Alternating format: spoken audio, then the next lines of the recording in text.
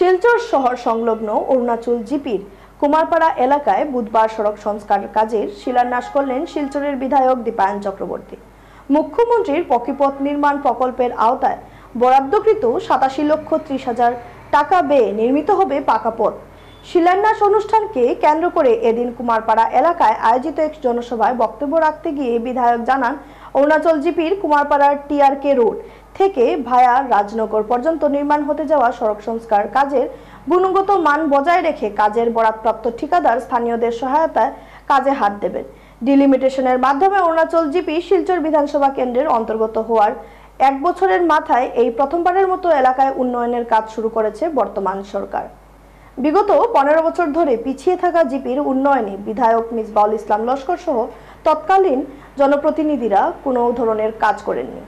2023-24 অর্থ বছরে সরকারের বরাদ্দকৃত অর্থের বিনিময়ে সড়কের কাজ দ্রুতগতিতে সম্পন্ন করার পাশাপাশি আগামীতে এলাকার উন্নয়নকে এগিয়ে নিতে বর্তমান মুখ্যমন্ত্রী ডাক্তার হিমন্ত বিশ্ব শর্মা বিশেষ নজর রেখেছেন বলে জানিয়েছেন দীপায়ন।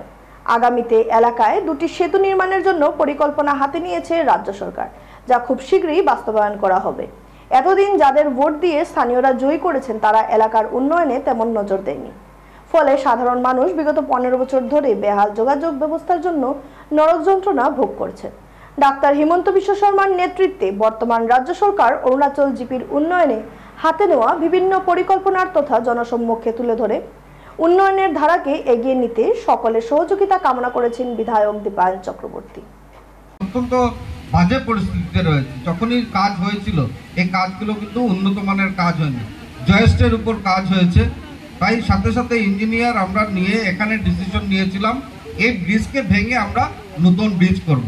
আপনারা শুনলে খুশি হবেন, এই কদিনের মাত্রায় কদিন হয়েছে আমাদের ফ্লাড গেছে, কিন্তু এই কদিনের ভিতরে মাত্র 2 মাসের ভিতরে আমি প্রপোজাল দিয়েছিলাম এখানে construction of RCC bridge number 1/1 over Majilkhal Buribail ফেরিঘাট রোড।